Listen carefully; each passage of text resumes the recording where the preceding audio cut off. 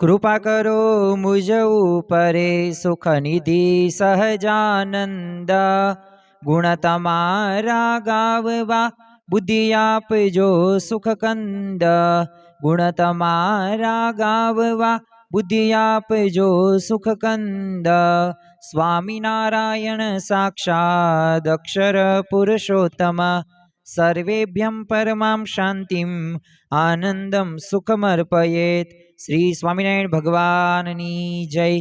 अक्षर पुरुषोत्तम महाराजनी जय। गुणातीतानंद स्वामी महाराजनी जय। प्रमुख स्वामी महाराजनी जय। प्रगट गुरु हरि महंत स्वामी महाराजनी जय। सूरत अक्षरधाम महोत्सवनी जय। सियावर रामचंद्र भगवाननी जय। दरेक दिव्य मुमुक्षु हरिभक्तों ने चातुर्मास कथा श्रवणना जय स्वामी नारायण। छेल्ला 12 દિવસથી अलग अलग विषय पर આપણે પ્રવચનનો આસ્વાદ માણી રહ્યા છીએ। આજે આપણે ચાતુર્માસના 13મા દિવસે સર્વ કોઈ મુમુક્ષુઓ એકઠા થયા છીએ, તો આપણને આજના જે મધ્યવર્તી આપણો વિષય છે, જે વિષય સમજવો ખૂબ જરૂરી છે। આમ તો ઘણી બધી વખત આપણે સમજણ વિષય ઉપર પ્રવચનો સાંભળેલા હશે। આપણે एक बात जो हूँ वारंवार करूँ छू, उधो रे संत सुखी संसार में। राजा भी दुखिया, रंग भी दुखिया, धनपति दुखित विकार में। विना विवेक भेग सब दुखिया, झूठो तन अहंकार में। आ समझणनी तो वातो थाय ज छे। सखी समझण में सुख छे घणुं। अने खरेखर जेना जीवननी अंदर समझण छे ते पोते सुखी रही शके छे। परंतु आजे जे समझणनी वात करवी छे ने स्वरूप निष्ठानी समझणनी वात करवी छे। आजे जे वात करवी छे ने आत्मनिष्ठामां जे 5 वातो आपणे समजवानी छे। घणी बधी वखत आपणे कथा वार्तानी अंदर अने शास्त्रो ज्यारे वांचीए अने वचनामृतो पण वांचीए, स्वामीनी वातो वांचीए, त्यारे आपणने स्वरूप निष्ठा अने आत्मनिष्ठा जेवा शब्दो संभळाय छे। पण साचे ज जो आपणे समज्या होय तो ये स्वरूप निष्ठानी समझण आपણા जीवનમાં દ્રઢ છે કે નથી, એ આજે આ ચાતુર્માસ કથા શ્રવણના 13મા દિવસે આપણને ખ્યાલ આવશે। અને ખરેખર આત્મનિષ્ઠ પુરુષ આવું આપણે સાંભળેલું જ, પણ એ આત્મનિષ્ઠામાં પણ આપણે કેટલી વાતો, તો 5 વાતો આજના દિવસે આપણે સમજવાના છીએ। શા માટે સમજવાના છીએ? કારણ કે જો મનુષ્ય માત્રની 5 ઈચ્છા હોય છે। ઘણા બધાને એવું થતું હશે કે આ સ્વરૂપ નિષ્ઠાની વાત ને આત્મનિષ્ઠાની વાત ક્યાં કરવામાં આવેલી છે? તો મૂળ અનાદિ અક્ષર મૂર્તિ ગુણાતીતાનંદ સ્વામીએ પહેલા પ્રકરણની 298મી વાતની અંદર આની વાત કરેલી છે। એ વાતની અંદર ગુણાતીતાનંદ સ્વામી સમજાવે છે કે સ્વરૂપ નિષ્ઠા છે ને અને મહિમા છે, એ તો વરને ઠેકાણે છે, અને બીજા સાધન તો છે ને જાનને ઠેકાણે છે, અને વળી સમજણ છે ને એ તો બસે બખ્તરિયાને ઠેકાણે છે, અને વિષય છે ને એ તો એક બહાર વટિયાને ઠેકાણે છે। કેમ વાત સ્વરૂપ નિષ્ઠાની આવી કરવામાં આવી? કેમ આટલો બધો એ વરને ઠેકાણે સ્વરૂપ નિષ્ઠાને મહિમાને મૂકવામાં આવ્યો? કારણ કે મહિમા વગર કોઈ પણ વ્યક્તિ કંઈ પણ કરતો નથી, આ વાત આપણને ખ્યાલ છે। પરંતુ સાથે સાથે એ જેમ કોઈ જાન લઈને જવાનું હોય અને એમાં મુખ્ય વર હોય, વરના લીધે 400-500 જણા એની પાછળ જશે, પણ વર જ એમ કહેશે કે મારે લગ્ન નથી કરવાનું, મારે જાનમાં નથી જવું, તો કોઈ પણ પ્રકારની આગતા સ્વાગતા સામેવાળા પક્ષ તરફથી કરવામાં આવશે નહીં। જાનૈયાઓ બધાય જશે, 400 જાનૈયાઓ ગયા, પણ એ 400 જાનૈયાનું કોઈ માન સન્માન નહીં થાય। કેમ? કારણ કે વર જ નથી, વરરાજો જ નથી। એવી જ રીતે આપણા જીવનની અંદર પણ આ સ્વરૂપ નિષ્ઠા રહીને મુખ્યપણે છે, અને ખરેખર જો એ સમજણ આપણે દ્રઢ કરીને રાખીશું તો અવશ્ય આપણે સુખી રહી શકીશું। આપણને એક બીજો પ્રશ્ન થાય કે આ સ્વરૂપ નિષ્ઠા શા માટે અમારે સમજવાની છે? તો જો આપણે બધાયની એક 5 ઈચ્છાઓ આપણી રહેલી હોય, કઈ 5 ઈચ્છાઓ? કે મને શાશ્વત ને અનંત સુખ મળે, જે ક્યારેય ખૂટે નહીં, બધાયને સુખી થવું છે। તમે ગરીબ હોય ને એને પૂછો ને તારે શું થવું છે, તો એ શું કહે છે કે મારે સુખી થવું છે। અરે કોઈક પ્રકારના કોઈક પ્રોફેશનની અંદર પણ એ લાખો કરોડો રૂપિયા કમાતો હશે ને તો એમ તેમ કહેશો ને ત્યારે શું તારે થવું છે, તારે કેવી રીતે જીવન જીવવું છે? તો એમ કહેશે મારે આનંદથી અને સુખથી જ જીવન જીવવું છે. કેટલું સુખ જોતું છે? તો એમ નહીં કે એક દિવસનું, એમ કહેશે મને હું જ્યાં સુધી જીવું ને ત્યાં સુધી મને સુખ મળવું પડે. આપણી સર્વ કોઈની આ અપેક્ષા છે. બીજી કેવી અપેક્ષા છે કે છે ને શાશ્વત અને અનંત જ્ઞાન મને પ્રાપ્ત થાય. એવું જ્ઞાન કે જે જ્ઞાનથી હું સ્થિર રહી શકું, એ જ્ઞાનથી મારા બધાય પ્રશ્નોના સમાધાનો થાય. અને ત્રીજી એવી પણ ઈચ્છા છે કે શાશ્વત અસ્તિત્વ, એટલે કે હું છે ને મરું જ નહીં કોઈ દિવસ. જો મરવું કોઈને ગમતું નથી અને મરવાની વાતો આવે ને ત્યારે માણસ છે ને બોલે હતાશ ને નિરાશ થઈ જાય છે. એટલે આપણે બધાએ એવું જ ઈચ્છા રાખીએ છીએ કે મારું અસ્તિત્વ અહીંયા એમનામ જ રહે. 100-200 વીઘા જમીન હોય ને તોય મરવાનું એ ફાઇનલ છે.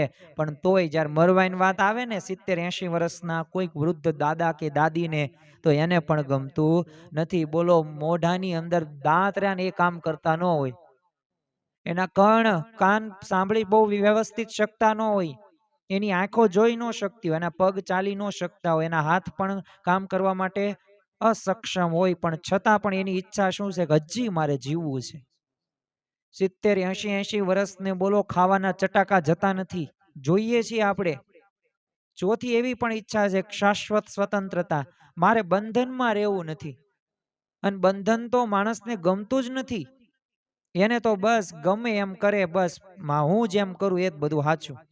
મન ધાર્યું જ આપણે સર્વ કોઈએ કરીએ છીએ, એવી જ સ્વતંત્રતા પાછી આપણે જોઈએ છીએ. અને બીજું કેવું પાંચમું સુખ જોતું? શાશ્વત સાર્વભૌમત્વ, એટલે કેવું બધાય ઉપર મારે રાજ કરવું છે. આ 5 ઈચ્છા છે ને બધાયની હોય છે. જો અન્ય 4 ઈચ્છા પણ પ્રથમ ઈચ્છા એ જે શાશ્વત અને અનંત સુખ માટે જ છે ને, કોઈ એકમાત્ર ઈચ્છા હોય તો એ શું છે? શાશ્વત સુખ. પણ પાછું કેવું સુખ? દુઃખ રહિતનું સુખ અને વધુમાં વધુ સુખ. આ મોટામાં મોટી આપણી ઈચ્છા હોય છે. જો ગૌતમ બુદ્ધ તો કહે છે તૃષ્ણા પરમ દુઃખમ, ઈચ્છા માણસને દુખી કરે છે. આપણે સુખ જોતું છે, વધુમાં વધુ સુખ જોતું છે, પણ એમાં કોઈ પણ પ્રકારનો પ્રશ્ન ન આવવો પડે. મારી જીવન છે ને સ્મૂથલી 60-70 વર્ષ મારે પસાર થવા પડે, પણ કેવા? રોગ વગરના, પ્રશ્ન વગરના. કોઈ એવા પ્રશ્નો મારા જીવનમાં આવે જ નહીં. સંસારની વાસ્તવિકતા આપણે સ્વીકારવી નથી. તમે યાદ રાખજો કે આ ઈચ્છા પૂરી કરવા માટે માણસ તમે જો કેટલા બધા પ્રયત્નો કરે છે. અરે એના માટે તો આપણે બોલો બાહ્ય જીવનમાં પણ એ ઘણા બધા સુધારા કરી નાખ્યા છે. તમે જુઓ કે આપણે ફોનની શોધ કરી નાખી. હવે ફોન નહોતા આવ્યા એના પહેલા કેવું હતું? તો આમ ચકડાવાળા ફોન હતા, પણ તોય તે બોલો એ ચકડાવાળા ફોનનો પણ આપણે ઉપયોગ કેટલી બધી વખત કરી નાખ્યો છે, અને કેટલી ઈચ્છાઓ આપણને થતી ત્યારે. હવે અત્યારે તો સ્માર્ટફોનના જમાના આવી ગયા, પછી તમને ખ્યાલ છે કોર્ડલેસ આવી ગયા, અને અત્યારે મોબાઈલ ફોન આવી ગયા, ટચ સ્ક્રીન ફોનના તો અત્યારે જમાના છે, અને એપલના જમાના છે. અત્યારે બોલો 1.5-2 લાખનો ફોન લે, ખાલી વાત કરવાનું, જે બધા એમાં સમાન જ હોય ને. પણ ઘણા બધા આપણે સુધારા, હજી પાછા સુધારા થતા જ જાય છે. તો આવા તો જીવનમાં આપણે દરેક ક્ષેત્રની અંદર એ સુખી થવા માટે સુધારા ચાલ્યા જ કરશે, ચાલ્યા જ છે. એ એક વાસ્તવિકતા છે. એટલે સુખી થવા માણસે દોટ મૂકી તો ખરી, પણ હવે આપણે એક પ્રશ્ન પૂછીએ આપણી જાતને અને આ ભૌતિક સુખ સમૃદ્ધિને, કે શું ખરેખર એ એનાથી સુખી થયો? આજથી 60-70 વર્ષ પૂર્વનું જે જીવન હતું આપણા દાદા કે દાદીનું, તો એની અંદર એટલી બધી સુખ સમૃદ્ધિ નહોતી. એ આપણને સર્વ કોઈને ખ્યાલ છે. અને અત્યારે જે આપણે 24 કલાક આરામમાં, બોલો આપણને થોડીક ગરમી થઈને આપણે ઘરમાં કુલર કે એસી વસાવી લીધું. ઘરની અંદર થોડાક એવા પ્રશ્નો આવ્યા તો એ કેટલી સગવડતાઓ આપણે ભર્યું જીવન જીવીએ છીએ. આજે તમે જુઓ કે દુનિયાની અંદર 40-45 કરોડથી વધુ લોકો માનસિક રોગોથી પીડાય છે. શરીર કરતા મનના રોગો ઘણા બધા છે. અને આજે તમે જો સમાજની અંદર ચોરી, લૂંટફાટ હોય, હત્યા હોય, આપઘાત હોય, અનાચાર હોય, વ્યભિચાર હોય, ભ્રષ્ટાચાર હોય, છૂટાછેડાના પ્રશ્નો હોય, એ કેટલા ગુદકે ને ભૂસકે વધી રહ્યા છે. પતિ પત્નીના તમે પ્રશ્નો જુઓ. એક સામાન્ય એવી નાની એવી વાતની અંદર એક કેસ રો ને સીધો કોર્ટ કેસ તો પહોંચી જાય, પણ છૂટાછેડા સુધી પહોંચી જાય. એમાં નથી છોકરાનું જોવામાં આવતું કે નથી છોકરીનું જોવામાં આવતું, બસ હું જે કરું છું એ બધું બરાબર છે. રાવણ તમે કયો, દુર્યોધન કયો, કંસ કયો, કિંગ સોલોમન, નેપોલિયન હોય કે એલ્વિસ પ્રેસ્લી હોય, ગ્રેટ સિકંદર જે કહીએ છીએ આપણે, સુખ સુવિધાના બધાય સાધનો એની પાસે હતા. અને એના કરતા ઘણા વધારે સારા અને વધારે આધુનિક સાધનો અત્યારે આપણી પાસે છે. રાવણ પાસે સ્માર્ટફોન નહોતો. રાવણ કોઈ દિવસ વિડીયો કોલ કરીને એ કોઈ જોઈ શકતો નહોતો, કોઈ સગાવાલાને કે એના બધા અસુર કુળના તે. પણ તમે જો આપણી પાસે કેટલી સુવિધા છે, છતાંય વ્યક્તિ સુખી થયો છે? સુખ માટે દોડતો માણસ, સ્પીડ વધારવા પ્રયત્ન કરતો માણસ હજુ કેમ સુખના સ્ટેશને પહોંચ્યો નથી? એનું કારણ એટલું જ છે કે એની દિશા ખોટી છે, તેથી સ્પીડ વધે છે. એમ એનું લક્ષ્ય સ્થાન રહ્યું ને એને દૂર થતું જાય. હકીકતની અંદર જો સાચી દિશામાં એને ગતિ કરી હોય ને આગળ વધ્યો હોય તો ત્યાં એનો પોતે મંજિલ સુધી પહોંચી શકે, એ સુખ પામી શકે. પણ એ સુખ મેળવી શક્યો નહીં. જો સ્વરૂપ નિષ્ઠા એટલે સમજવાની છે. ચાતુર્માસ કથા શ્રવણના 13મા દિવસે આપણે સર્વ કોઈ અહીંયા એકત્રિત થયા છીએ, તો આ કાંઈ કોઈ પણ પ્રકારનું ભાષણ નથી, આ એક પ્રવચન છે, એક કથા છે. અને સત્સંગનો કૃષ્ણ કથા જ પાયો. કોઈ પણ સત્સંગ હોય ને એની કથા વાર્તા રહે ને એ જ એનો પાયો છે. અને પાયો મજબૂત હોય ને તો ઇમારત 100 શું 1,00,000 માળ પણ તમે કરી શકો. પણ જો પાયો જ કાચો હોય તો પછી ક્યારેય તે સત્સંગમાં આપણે ટકી શકવાનું નથી. એ કથા શ્રવણ આપણે કરી રહ્યા છીએ. ગુણાતીતાનંદ સ્વામીએ પોતાની એક વાતની અંદર એક સુખનું છે ને સાચું સરનામું બતાવતા કીધું છે, સુરપુર નરપુર નાગપુરે તિનમે સુખ નાઈ, કા સુખ હરિ કે ચરણો મેં, કા સંતન કે માઈ. ચોખ્ખું જ કહી દીધું.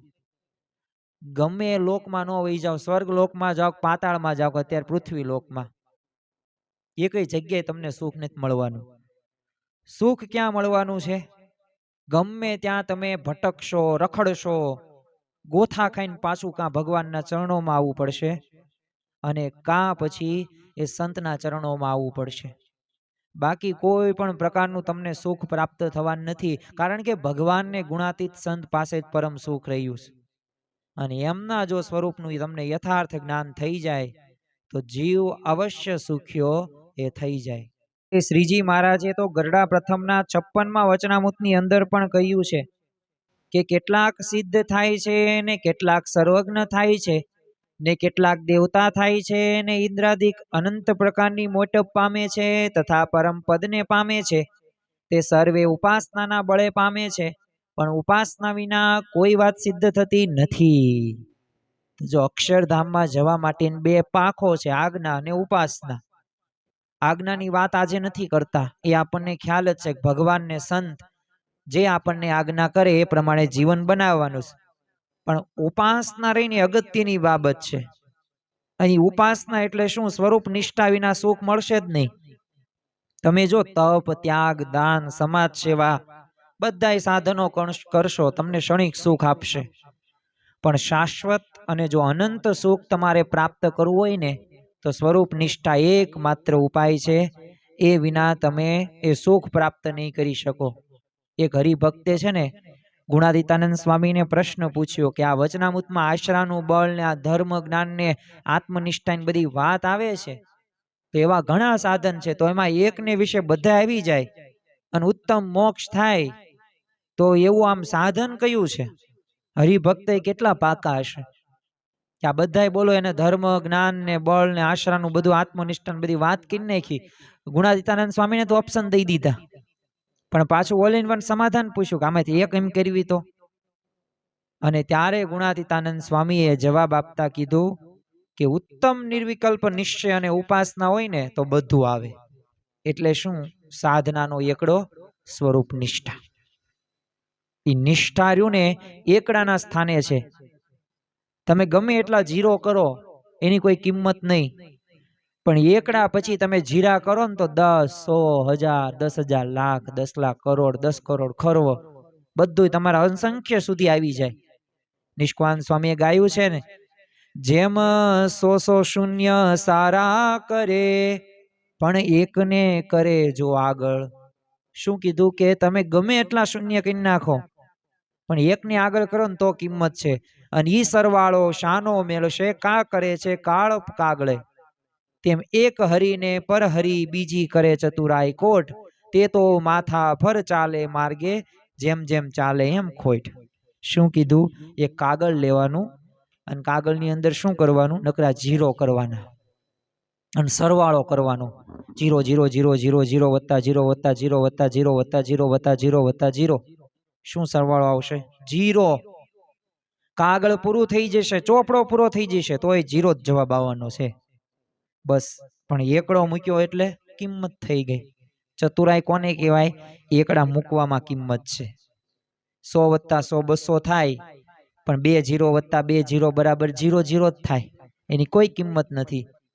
એટલે આ પ્રકારની વાસ્તવિકતા આપણે સર્વ કોઈએ સ્વીકારવાની છે. જો એકડો આગળ કર્યા વિના ગમે એટલા તમે મીંડા કરો ને સરવાળો શૂન્ય રહેશે. એમ સ્વરૂપ નિષ્ઠા વિના જપ તપ વ્રત ગમે એટલા સાધન કરો પણ ફળ અંતે શું આવવાનું? શૂન્ય આવવાનું. વિશ્વમાં અસંખ્ય મનુષ્યો તમે જો સ્વકલ્યાણ માટે અષ્ટાંગ યોગ તપ જપ ને બધું તીર્થયાત્રા બધા સાધનો કરે, કોઈ ખોટા નથી. પણ એના દ્વારા આત્યંતિક કલ્યાણ પ્રાપ્ત કરવાની એ જે એની મહેચ્છા પોતે ધરાવે પણ વાસ્તવિક રીતે સાધનો ઉપયોગી છે પણ આત્યંતિક કલ્યાણ થઈ શકતું નથી. અને આ પાછું અષ્ટાંગ યોગ ને આ બધા સમાજ સેવા દાન ને આ બધું કઈ સામાન્ય વાત નથી.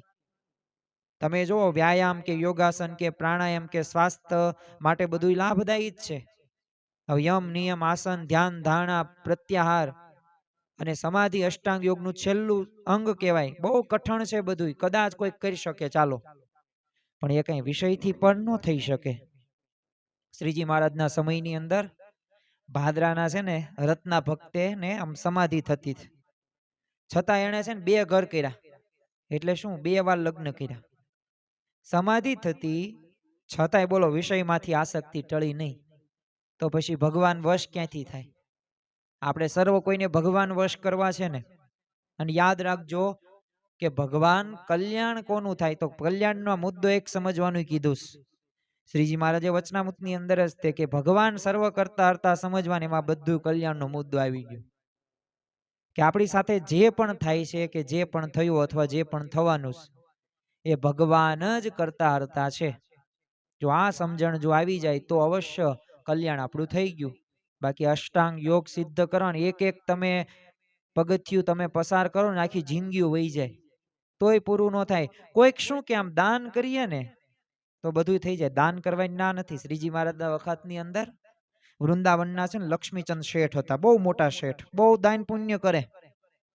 શ્રીજી મહારાજના સંતો દ્વારા એમને મહારાજનો પરિચય થયો. એટલે આમ શેઠને છે ને મહારાજના દર્શન કરવાની એમ અતિ તીવ્ર ઈચ્છા હતી કે આપણે આવા ભગવાન આવા પ્રગટ થયા હોય તો મારે શ્રીજી મહારાજના દર્શન કરવા. તો બોલો વૃંદાવનથી ગઢડા પોતે આવવા માટે નીકળે છે. પણ એમના છે ને એટલા પુણ્ય નહોતા કે એ જન્મે છે ને મહારાજના દર્શન થાય. અને ગઢડા આવતા હતા ને રસ્તામાં તે મૃત્યુ પામ્યા. તો જો આ તીર્થ વ્રત કે યજ્ઞ કરીને સ્વર્ગ મળે પણ ભગવાન વશ નથી થતા. એટલે જ જો મુક્તાનંદ સ્વામીએ શું કીધું? યજ્ઞ આગે કરી સ્વર્ગ સુખ ભોગવે, પુણ્ય ખૂટે પડે નક્કી પાછો. તીર્થ ને વ્રત તણું જોર પણ ત્યાં લગી, ગુરુ ગમ વિના ઉપાય કાચો. આ હું નથી બોલતો, સદગુરુ મુક્તાનંદ સ્વામી કહે છે કે યજ્ઞ યાગે કરી સ્વર્ગ સુખ ભોગવે. યજ્ઞ ને યોગ ને બધું તમે કરો, યજ્ઞ તીર્થ વ્રત બધું કરો, પણ પુણ્ય હોય ને ત્યાં સુધી સ્વર્ગમાં ભોગવવાનું, પાછું હેઠું પડવાનું. પણ જો ગુરુ ગમ વિના ઉપાય કાચો, એ તમે ગુરુના વચન પ્રમાણે જો જીવન જીવો નહીં, એમના મન કર્મ વચને સેવો નહીં તો બધું કાચું. કોઈ જીવ પોતાના બળથી અથવા કોઈ સાધનોથી ભગવાનને વશ કરી શકતો નથી. આત્યંતિક કલ્યાણ મેળવી શકતો નથી. કોઈક શું કે તપ કરીએ, તપ કરવાથી છે ને આપણે ભગવાનને રાજી કરી શકશું. રાજી થશે એટલે જ ત્યાં ચાતુર્માસની અંદર આપણે કોઈ કે ધારણા પારણાના વ્રત કર્યા હશે, તપ કરતા હશે, કોઈક ચાંદ્રાયણના પણ વ્રત તપ કરતા હશે. અને આપણે એકાદશી તપ કરીએ છીએ ભગવાનને રીઝવવા જ કરીએ છીએ ને એમની આજ્ઞા પ્રમાણે જ કરીએ છીએ. પણ કોઈકને શું મનમાં નક્કી કરેલું હોય કે તપ કરીએ ને એટલે કલ્યાણ થઈ ગયું, આત્યંતિક કલ્યાણની વાત થાય. જુનાગઢના છે ને લોટિયા સાધુઓ, કેવા લોટિયા સાધુઓ, ફક્ત લોટ છે ને પાણી ઘોળીને પીતા, બોલો, બીજું કઈ ખાય નહીં. કેટલું અઘરું તપ કહેવાય. પણ તપ કરતા હતા ને માન આવી ગયું. બોલો, ગુણાતીતાનંદ સ્વામીનો અભાવ લીધો અને પરિણામ શું આવ્યું? સત્સંગ છોડીને જતા રહ્યા. તો શાસ્ત્રો સાક્ષી પૂરે છે. વિચાર કરો, સોભરી ઋષિ, ચવન ઋષિ, પરાશર, આવા તો ઘણા બધા ઋષિઓ મુનિઓ વર્ષો સુધી, હજારો વર્ષો સુધી આમ તપ કરી કરીને રાફડા થઈ ગયા. આંખું જ એક બતાય તકતકી આંખું, આવા સોભરી ઋષિ હતા. અને આ ચવન ઋષિ કઈ સામાન્ય ઋષિ મુનિની વાતો નથી કરતો, પણ છતાં પણ જો ભગવાનને વશ ન કરી શક્યા. ઘણા બધા વર્ષો સુધી તપ એમને કર્યું. તપ કરવાની ના નથી, તપ કરવું જ પડશે. શ્રીજી મહારાજે તે એવા પ્રકરણો ચલાવે જ હતા કે જે મન કે કોઈ પણ શરીર કાંઈ લાગે વળગે જ નહીં. આધ્યાત્મ સાથે અમુક એમના વ્રતો લાગુ પડતા જ નહોતા પ્રકરણો. મહારાજ શું કહેતા કે જેને તમને માન મળે તો ત્યાં રહેવાનું નહીં.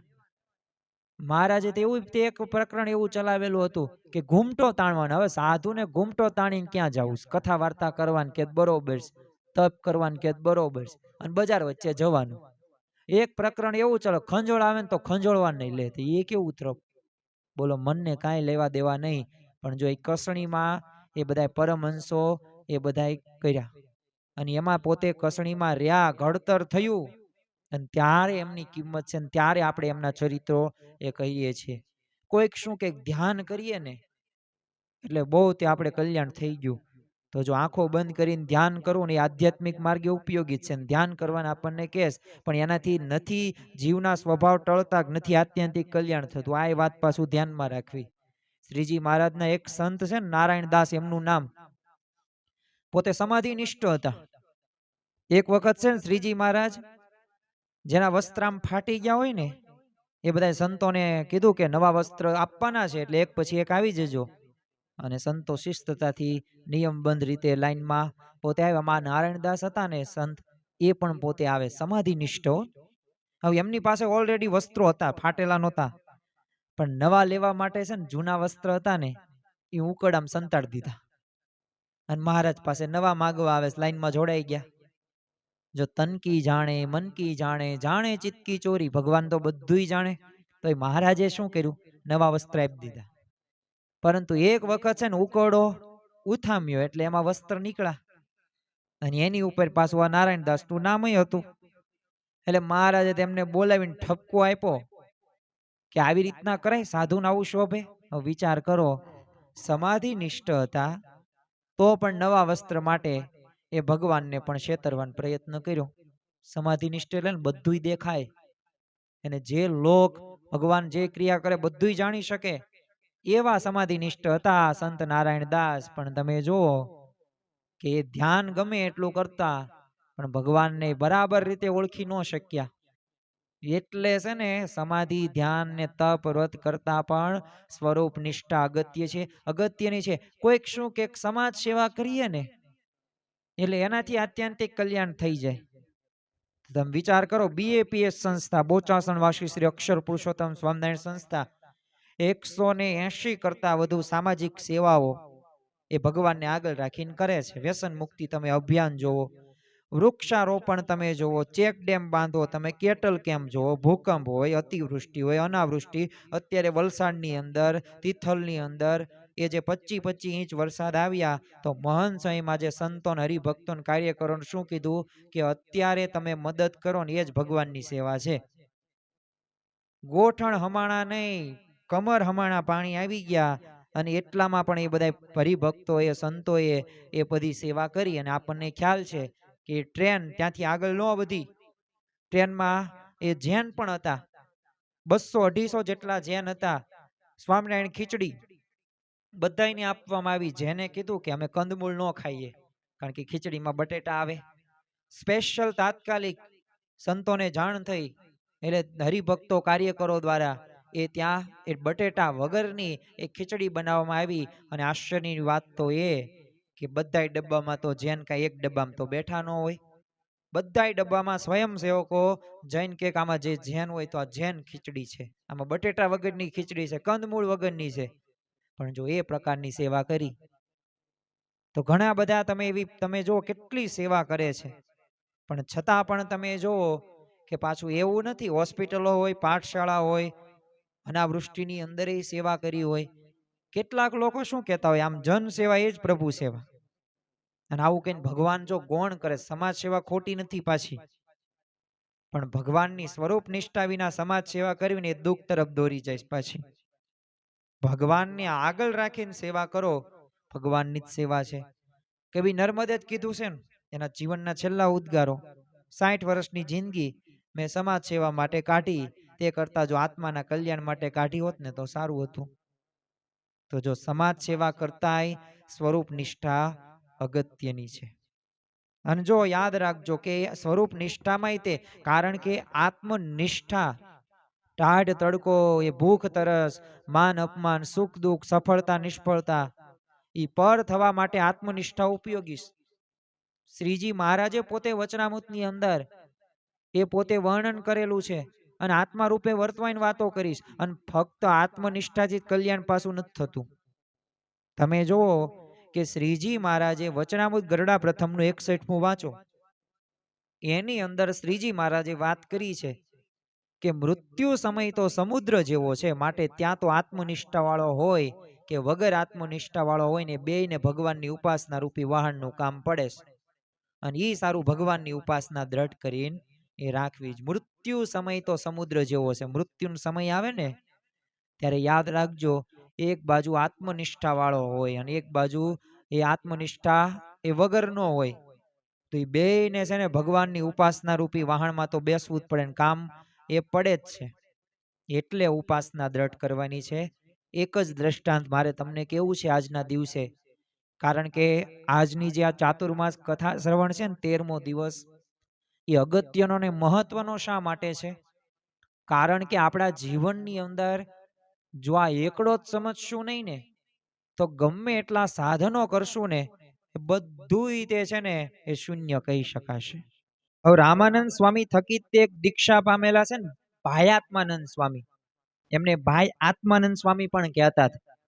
પોતે સદગુરુ સંત હતા અને શ્રીજી મહારાજની આજ્ઞા પ્રમાણે એમનું જીવન પણ હતું. એટલે શ્રીજી મહારાજ તો એમને બોલો વચનની મૂર્તિ કહીને બોલાવતા, અને એમની દ્રઢ આત્મનિષ્ઠાના વખાણ કરતા, અને બહુ વખાણ કર્યા શ્રીજી મહારાજે. પણ પ્રશ્ન ક્યાં કે આ ભાયાત્માનંદ સ્વામીને શ્રીજી મહારાજ સર્વોપરી ભગવાન છે ને મનાતું નહોતું. સમજવામાં ભૂલ. 116 વર્ષની ઉંમર થઈ તોય બોલો શ્રીજી મહારાજ એમને અક્ષરધામમાં પોતે તેડી નો જ જતા. એટલે તેઓ દુખી થતા. એકવાર ગુણાતીતાનંદ સ્વામી ફરતા ફરતા અણિયાળી ગામે પધાર્યા. એટલે ભાયાત્માનંદ સ્વામીએ ગુણાતીતાનંદ સ્વામીને પોતાના દુઃખની બધી વાત કરી. સ્વાભાવિક છે કે માણસના મનની અંદર કંઈક શરીરને એવા કંઈક દુઃખ હોય તો એ પોતે બીજાને કહે કે જો આવું મને થાય છે. એટલે ગુણાતીતાનંદ સ્વામી એમને શ્રીજી મહારાજની બધી સર્વોપરીપણાની વાતો કરી, અને પછી શ્રીજી મહારાજ એમને ધામમાં તેડી ગયા.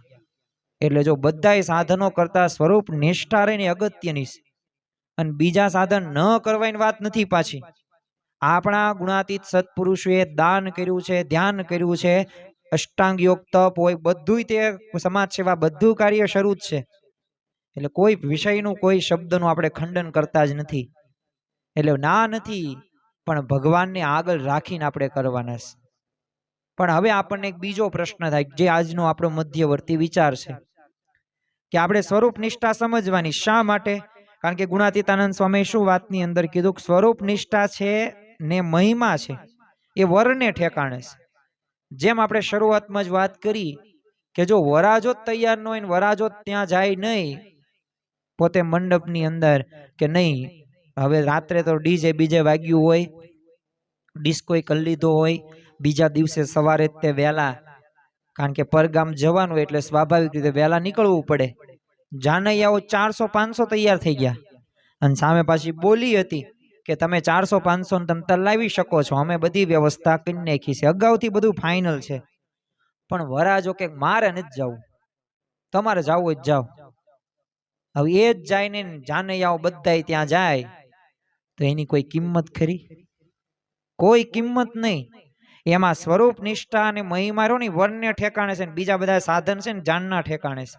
બીજા બધા સાધનો કરવાની ના નહીં, જાનની કોઈ કિંમત નહીં. એમ સાધનોની આમ કોઈ એ દ્રષ્ટિએ નહીં. પણ હવે પ્રશ્ન આપણને શું થાય કે જે આજે આપણે 5 વાતો એવી સમજવાની છે. 5 વાતો શું શા માટે સમજવાની છે? ખબર છે કે આપણે વિષયો સ્વભાવમાંથી મુક્ત થવાનું છે. ટૂંકમાં વાતો કરીશું, પ્રસંગો સાથે વાત કરીશું. પણ આ 5 વાતો જો સમજાઈ જાય ને તો આપણું જીવનનું એક કલ્યાણ થઈ જાય. અને એ 5 વાતો એટલી અગત્યની છે જે તમને ત્રણેય ગમે તેવી પરિસ્થિતિ નો આવે. જેમ 3 અવસ્થા છે ને, સ્વપ્ન, જાગ્રત, સુષુપ્તિ, તો બધી અવસ્થાની અંદર તમને સુખ વર્તાશે. તો પ્રથમ શું સમજવાનું છે? પ્રથમ સમજવાનું છે કે ભગવાન રહ્યા ને એ સર્વ કરતા હર્તા છે. જો નથી સમજાતું અનંત કોટી બ્રહ્માંડના વિશે, તમે જો અનંત પ્રકારના આશ્ચર્ય થાય, એક જળના ટીપામાંથી એક મનુષ્યનું સર્જન થાય. તમે વિચાર તો કરો કે આજુબાજુ તમે સૃષ્ટિ જોવો ને ત્યાં જ તમને ખ્યાલ આવી જાય. સૂર્ય અને ચંદ્ર દરરોજ દેખાય છે, કેવો ઉદય ને અસ્ત થાય. આકાશમાં ક્યારેય પાણી અધ્ધર રહે? પણ એ આશ્ચર્યનો કરનાર કોણ છે? ભગવાન છે. તમે વિચાર તો કરો કે વરસાદ હોય, હવે આપણે કરીને કેટલા સાધનો કરીને આપણે કેટલા કરીએ, પાણી કેટલું કૂવામાંથી બહાર ખેંચીને કે તળાવ નહેર ગમે એ દ્વારા થાય છે. અત્યારે વ્યવસ્થા આપણે કરીએ છીએ, પણ આખી જીવ સૃષ્ટિને કે બધી જગ્યાએ આપણે પાણી પહોંચાડી શકીએ? નેવર એવર, ક્યારેય પહોંચાડી ન શકીએ. પણ એક ભગવાન, એક વાદળાઓ વરસે એમની કૃપાથી તમે જો જળનો ધોધમાર અને પાણી ક્યાંની વ્યવસ્થા કરવી એ આપણો મોટો પ્રશ્ન થઈ જાય. આ ભગવાનનું આશ્ચર્ય. મનુષ્ય શરીરના વિશિષ્ટ તમે અંગો જો, એના કાર્યો તમે જો.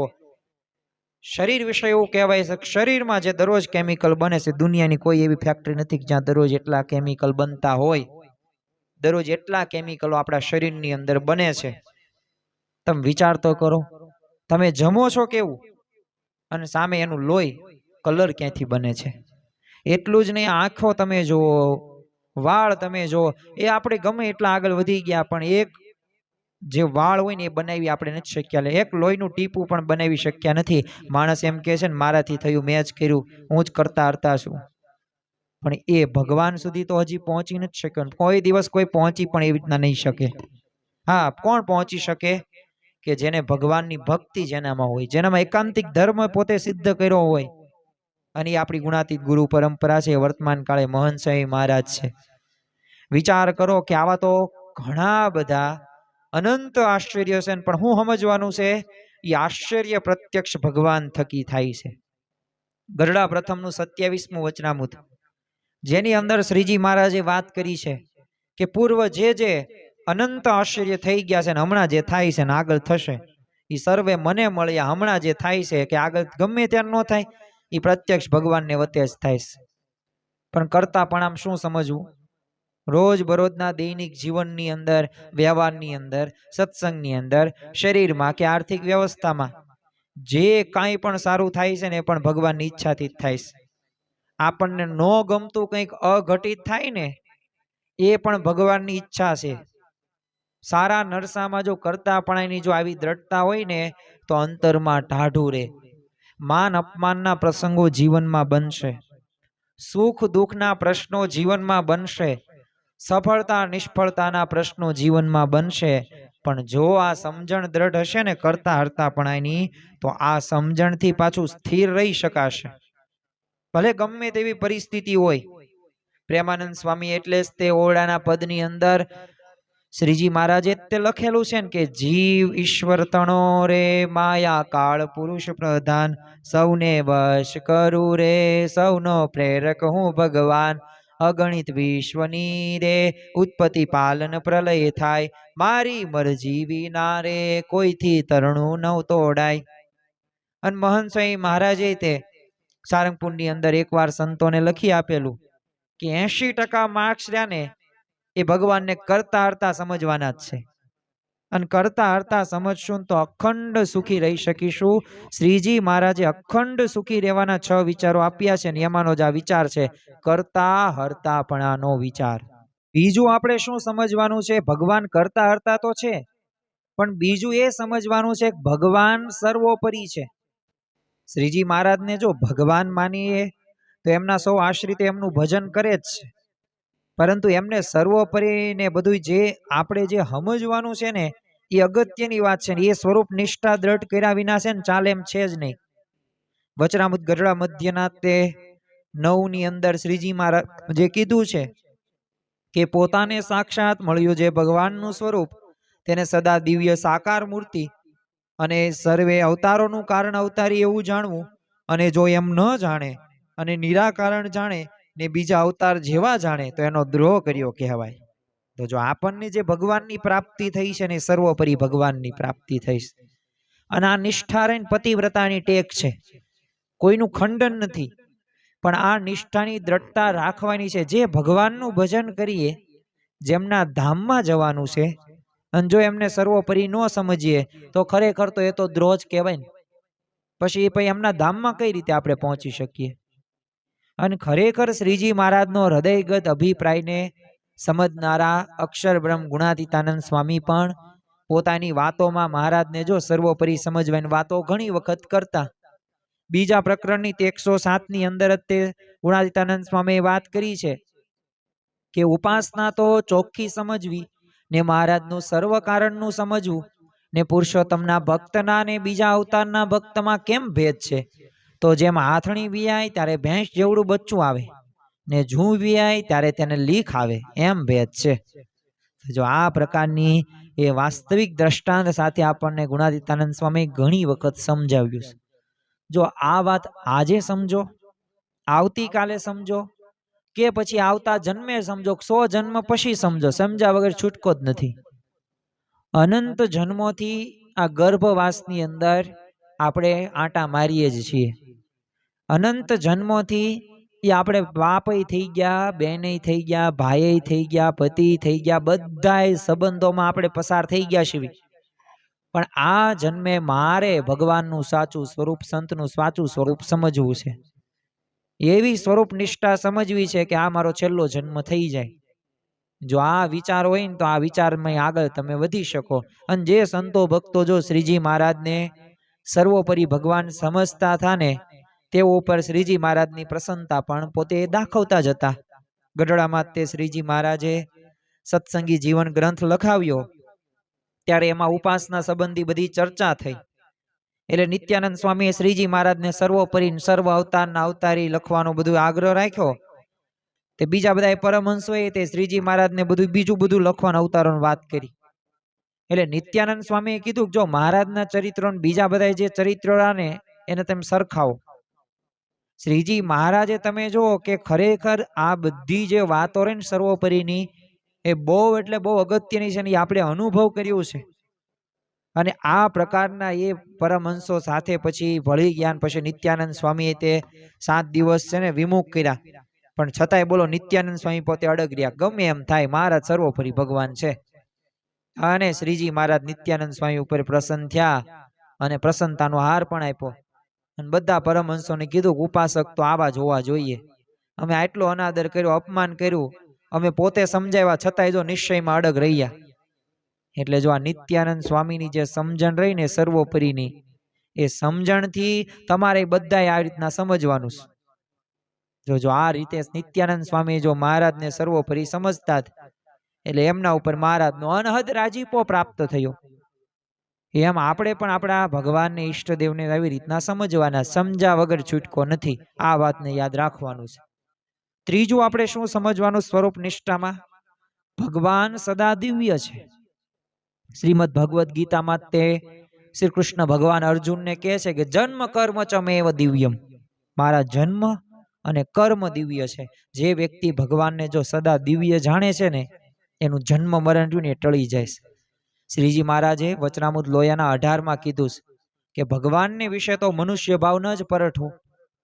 હવે તમે જો આ લોકના એક્ટરની ક્રિયા ઓળખી આપણને શકાતી નથી, તો ભગવાન નટવર નટમાં પણ શ્રેષ્ઠ છે. અને મનુષ્ય જેવા થઈને આવે ને ત્યારે ભૂલા પડી જ જવાય. એટલે જ તે ઉત્તર ગુજરાતની બાય હરિભક્તો એમાંય તે ડાંગરવાના જતન ફોય, રાઠોડ ધાંધલ સારંગપુરના, અને ત્યાં એમને દરબારની અંદર શ્રીજી મહારાજે પુષ્પ દોલોત્સવ કર્યો.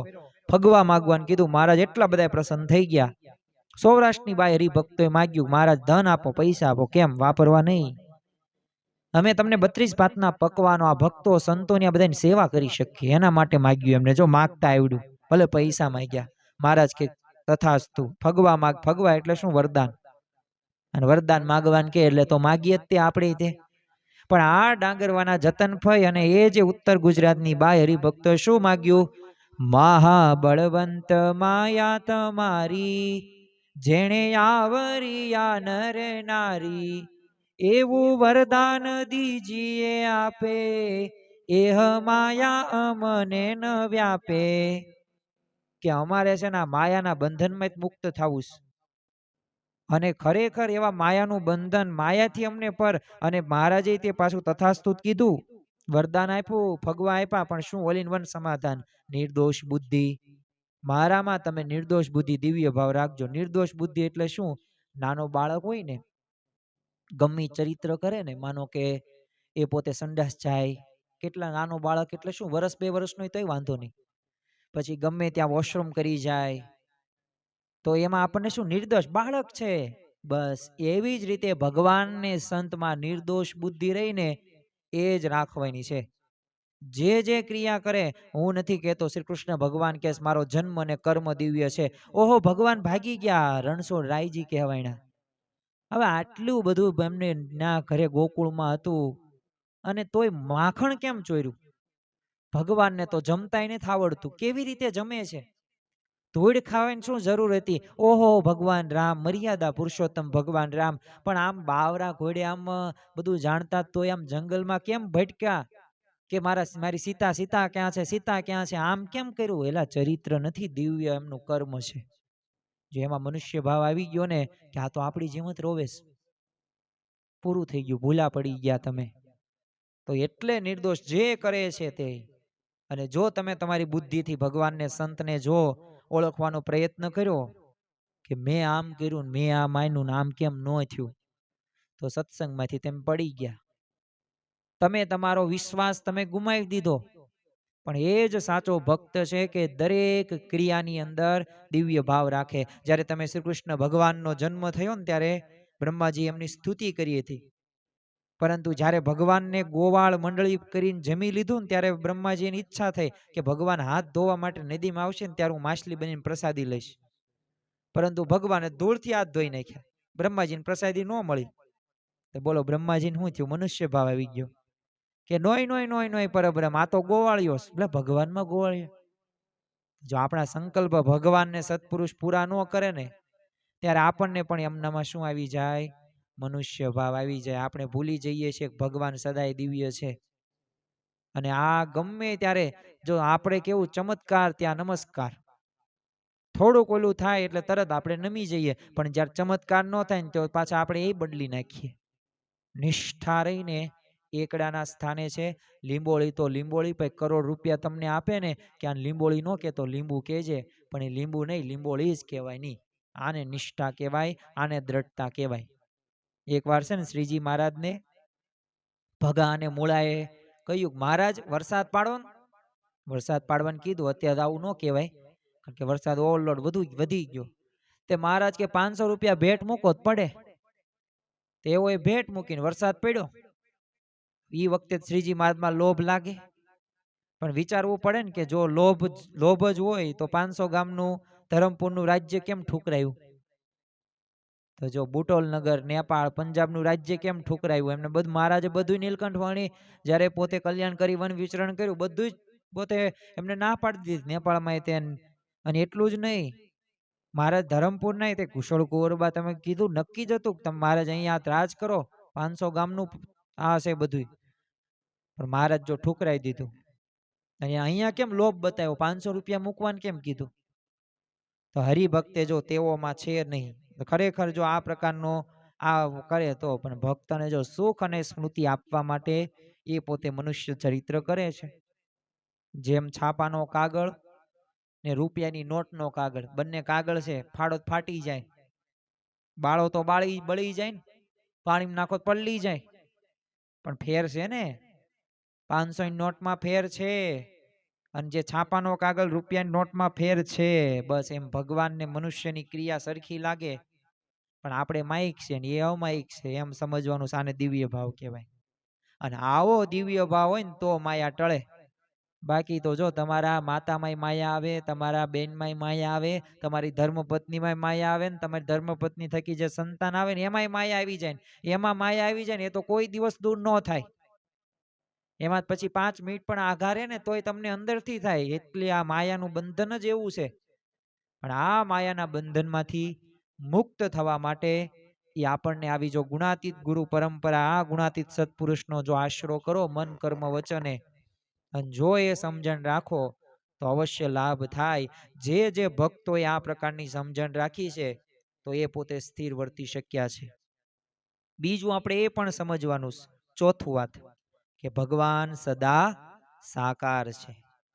મકાન સાકાર હોય તો એને બનાવનાર પણ સાકાર જ હોય ને. ચશ્માની ફ્રેમ સાકાર હોય તો એને બનાવનાર પણ કેવો હોય? સાકાર જ હોય ને. એમ મનુષ્ય, પશુ, પંખી સાકાર હોય, બનાવનાર પણ કેવો હોય? સાકાર જ હોય. એટલે ભગવાન તો બધે ઠેકાણે જો વ્યાપીને રહ્યો છે, તો મૂર્તિ કે છબીમ કેમ ન હોય? ઉપનિષદની અંદર કીધું સઈક્ષમ, અર્થાત ભગવાન માયા સામુ જોતા હવા. આનું મનન આપતા શ્રીજી મહારાજે વચનામૃતની અંદર કીધું કે જ્યારે જુએ ત્યારે તેને શું એકલી આંખ જ હોય? હાથ પગ પણ હોય ને. એમ સાકાર સ્વરૂપનું પ્રતિપાદન છે. અને વચનામૃત તમે ગઢડા પ્રથમનું 45મું વાંચો તો એની અંદર શ્રીજી મહારાજે કહ્યું છે કે ભગવાન પુરુષોત્તમ તો સદા સાકાર જ છે, પણ નિરાકાર નથી. અને જે નિરાકાર કહે છે ને તે સમજતા નથી. કારણ કે છે ને આ દુનિયાની અંદર છે ને 2 પ્રકારની વૃત્તિવાળા માણસ છે. એક કેવા નાસ્તિક અને એક આસ્તિક. નાસ્તિક એટલે શું? નથી માનનાર. એ ગમે તેવું એને દેખાય, ગમે તેવો સામે વ્યક્તિની નિષ્ઠા હોય, દ્રઢતા હોય, આમ બધુંય દેખાય ને તોય બોલો એ નાસ્તિક માને જ નહીં. એને તેમ ગમે એટલું મનાવા ન જાવ, મરી જાવ તોય માને નહીં. આવા નાસ્તિક છે. બીજા કેવા આસ્તિક કે જે પોતે શ્રદ્ધા રાખીને આગળ વધે, વિશ્વાસે વહાણ તરે. આ વિશ્વાસ સાથે પોતે આગળ વધતા હોય ભગવાનમાં, સંતમાં. તો આવા પણ છે. ઘણી બધા આ કરોડો અબજોની સંખ્યામાં પાછા નાસ્તિક હોય છે, નથી માનનારા છે દુનિયાની અંદર.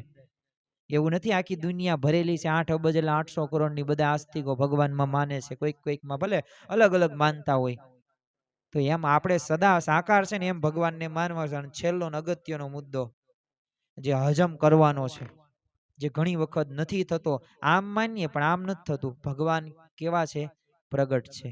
જેમ છે ને પ્રગટ છે ને સૂર્ય વિના અંધારું ન જાય, પ્રગટ ભોજન વિના ભૂખ ન ટળે.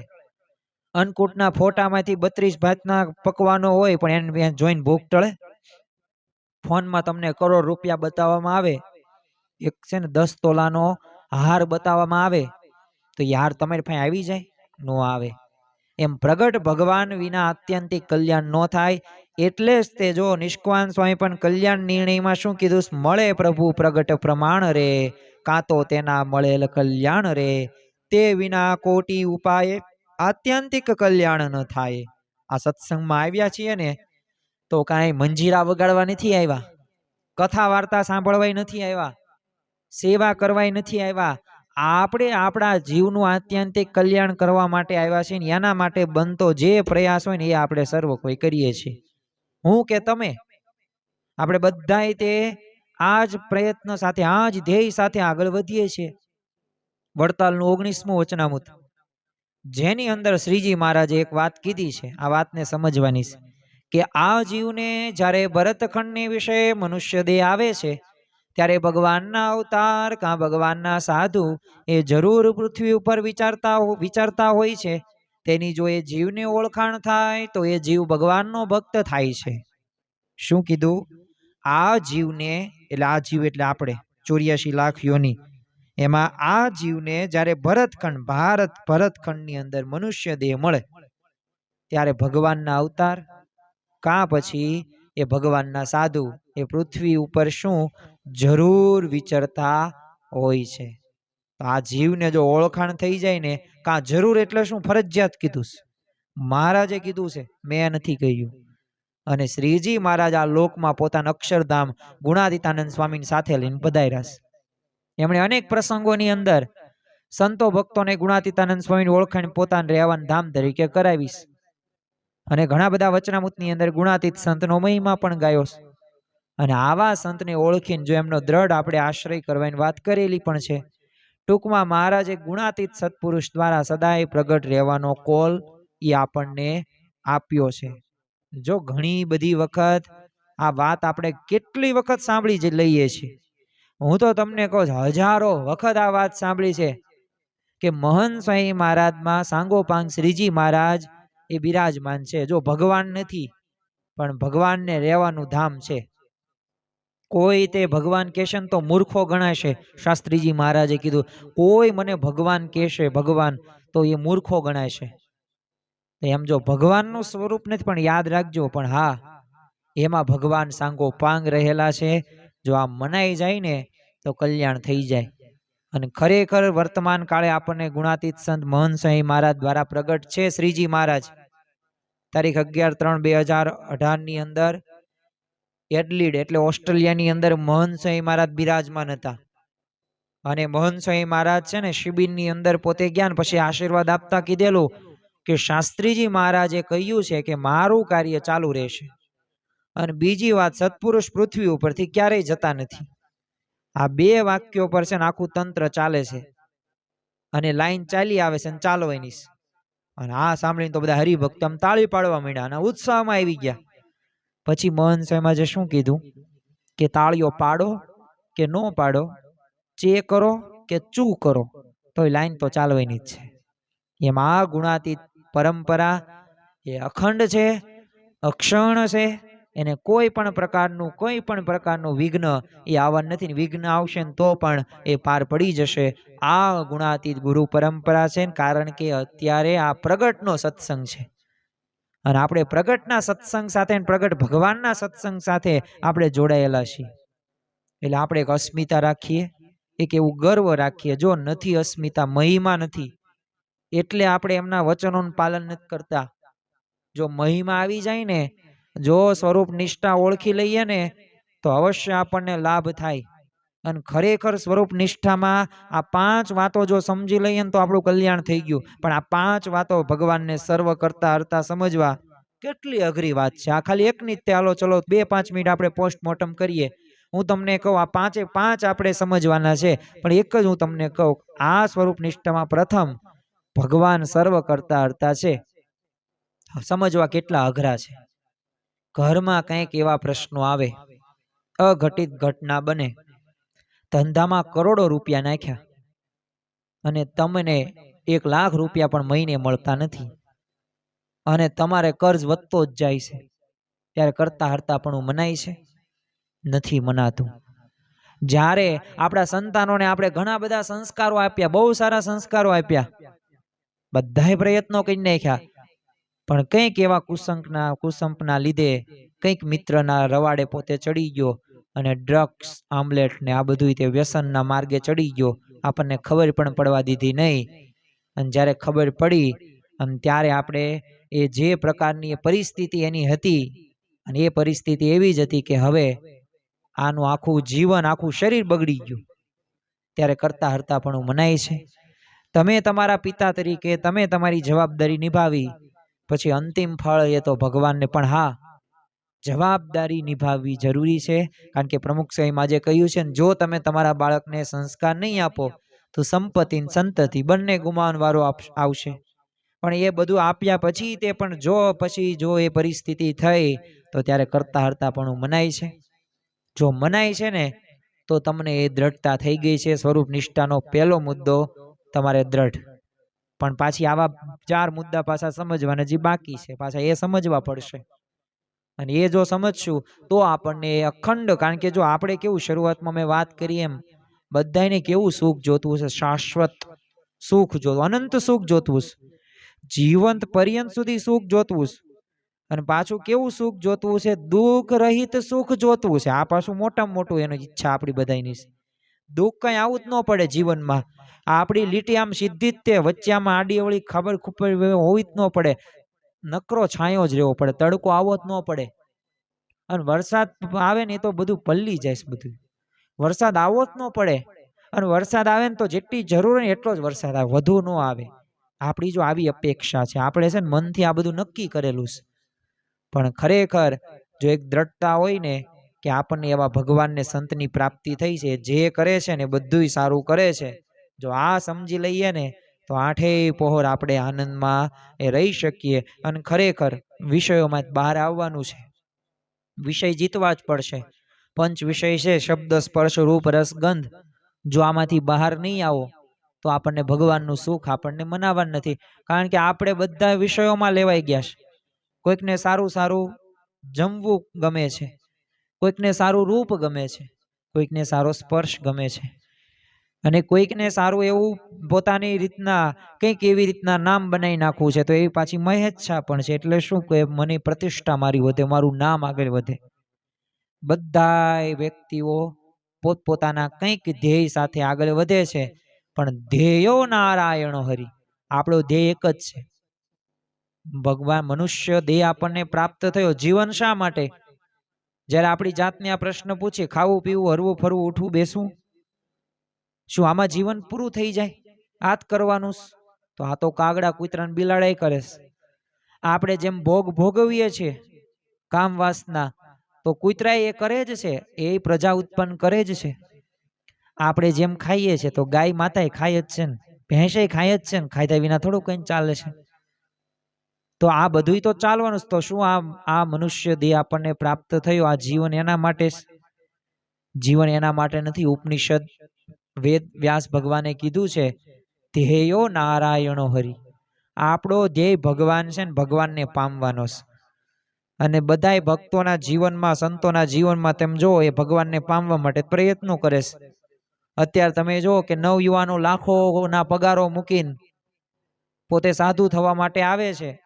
જો એમનો ધ્યેય પૈસા જ હોય તો લાખો કરોડો રૂપિયા મળતા, પણ એમનો ધ્યેય નક્કી થઈ ગયો, મારે ભગવાનને મેળવવા છે. જો આ ધ્યેય સાથે પોતે સાધુ થયા ને, એટલે આ વિષય જીતવાના છે. ગુણાતીતાનંદ સ્વામીએ એ જ વાત કરી કે ભગવાનના સ્વરૂપની સમજણ હોય, મહિમા હોય તો વિષય જીતાઈ જાય.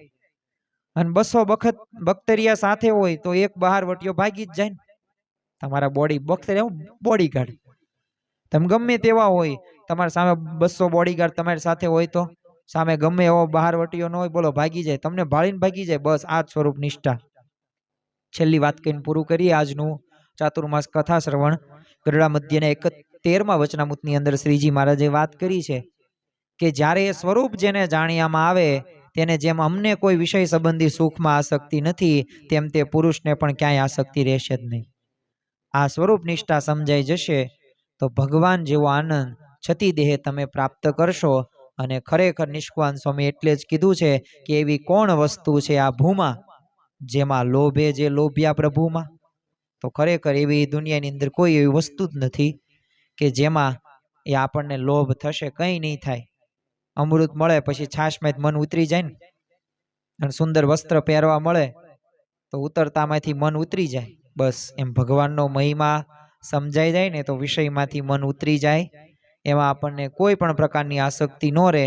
માટે ભગવાનના સ્વરૂપની આપણે દ્રઢતા હોય તો પંચ વિષયના રાગ હોય, સ્વભાવ હોય, બધું ટળી જાય.